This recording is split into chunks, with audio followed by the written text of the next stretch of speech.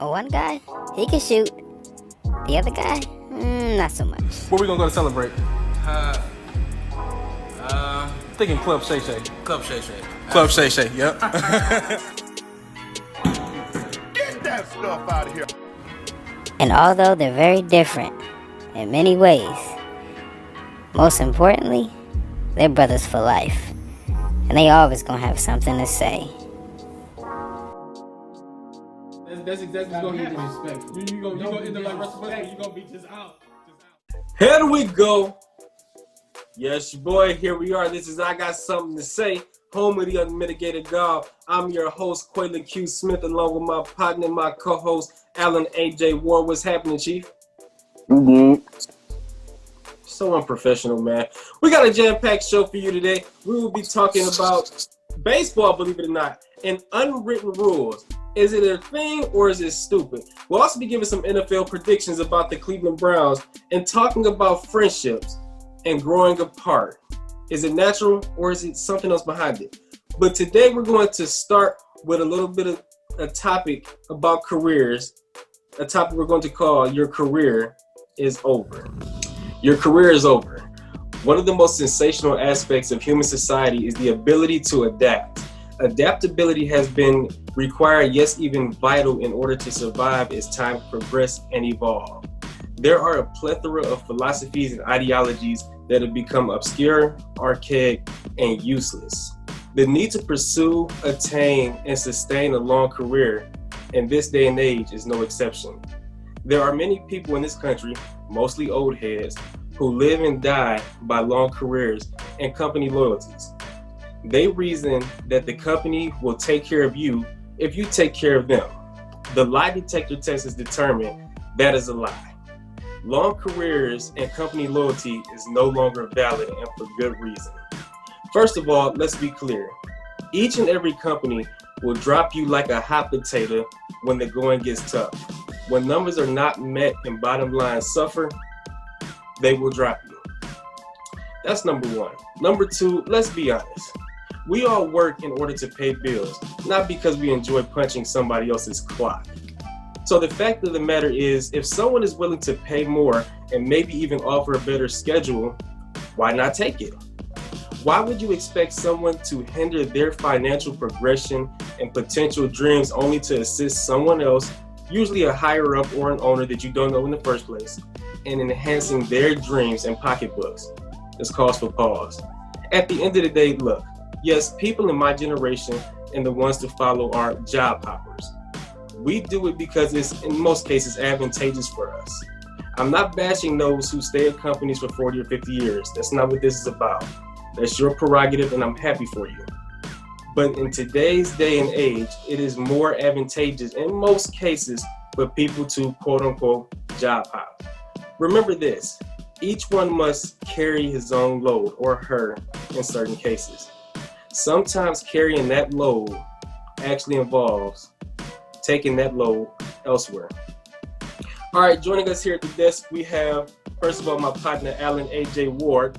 We have two special ladies joining us, Miss Capri Jones. How you doing? I'm doing good. How are you? I'm good. And then we got Miss Tierra down here. What's going on? Going good. Good. Glad to have y'all with us. So let's talk about this subject here, job hopping in the career era being over. Alan, I'm gonna turn to you. Am I on to something or am I bull jobbing? I think you're on to something. I don't necessarily think having a career is in one specific job is necessary. I mean, you can provide for your family or, those of your household or even yourself with not having a career. Like, I don't have a career, but I mean, the job, I went to school for something, but it only took 6 weeks. And if I was still at that job, I could provide, for a family. So, you don't need to have a career. I got more to say, but I'll turn it over to somebody else. Okay, so I'm gonna go to Tierra. Tierra, hop on in there. What you got? So I think there's pros and cons to both sides of it. I have lots of education. I have 4 degrees, and I would love to say that that all means something in the grand scheme of things, but I did a lot of work to learn that it doesn't. So in my opinion, there was a time where you could put your head to the grind, put 35 years in a company, retire, take out a pension, take care of your family, and you're good. But that model has long shipped. So in today's environment, the average company, you're going to max out your performance within a 5-year period. And if you don't, they will. They'll be looking to replace you. So the new model is get in, get what you can in that 5 years, then move on, do the same thing, then move on, etc. So for me personally, I think the best advantage today is not necessarily a straight career, but rather to have a steady position, whether that's a career or just a job, and then have something where you exercise your passion. And for many people, you might have like someone who does accounting during the day and they do landscaping at night, or snow plowing, or music, or whatever it is that they enjoy. So for me, I do medical during the day, and then I do cosmetology on the side. And I think if you can play off both, it gives you leverage so you're not overly tied to a career, but then you have your own money coming in another position. But then for the waves of entrepreneurship, you have a steady that will hold you ground so that you don't have to put your business in a vulnerable space when things are slow. Okay, so Capri, I'm gonna let you get in there 1 second. I want to ask Tiara a question real quick because she said something interesting. She mentioned, something that you have a passion for. I say more about this after Capri goes, but I just want to say that I kind of mentioned this in my soliloquy. Look, man, we work to pay bills. People say, find something you love. Look, in this world we live in today, I'm probably not gonna love my job. I'm there to go do my job, go home, and get a paycheck every other week. I couldn't care less if I actually liked it or not because I don't want to punch nobody else's clock. Capri, get in there. Go ahead. I agree a little bit with everybody. I understand the pros of being in a long-term career, but I also I've worked at a job where initially going into it, I thought this was going to be long-term. The benefits were awesome. I was like, this is a job I could definitely retire from. But then the schedule was a no-go for me. So I'm really big on making time for those that I care a lot about. And I don't want to be tied down somewhere where I can't do that. I want to be happy, but I get what you say, Q, about, I'm not going to probably be happy at any job as long as I'm punching the clock. But I mean, it's somewhere that you want to enjoy, and if this is not what I enjoy, I personally am okay with leaving somewhere if I'm not happy there. I know people who put in 35, 40 years in a job and they absolutely hate it. And that's not something that I want to do. So that's just my mindset. Yeah, and see, I that mindset is so archaic to me. Not that if you're somebody that's older in the midst of that, then you have that security. But Tierra made a great point that most companies max you out. The vast majority of people are stuck in their positions after 5 years. Once you hit that 5-year mark, you're pretty much where you're going to be, getting nickel and dime as far as raises. I know it's a little more now. It's more like 15, 20 cents. But you're going to be stuck pretty much where you are. So why sit somewhere, especially if you hate it, to be loyal to a company that, like I said in my soliloquy, first time they get a chance to, you go. You know what I mean? If they can cut costs or whatever the case is, they come up with these cute little terms, whatever. Alan, go ahead. Say what you got to say, man. Speak your piece. I'm getting flustered over here.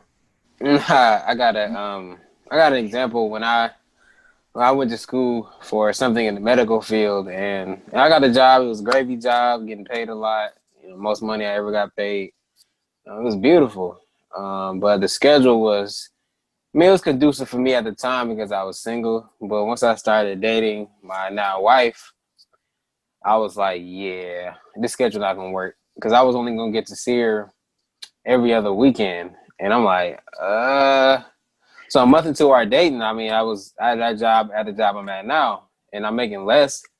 But I mean, that career that I wanted in that field, that medical field, it only lasted, I was there 8 months because, like Capri said, I care more about, friends, family, relationships.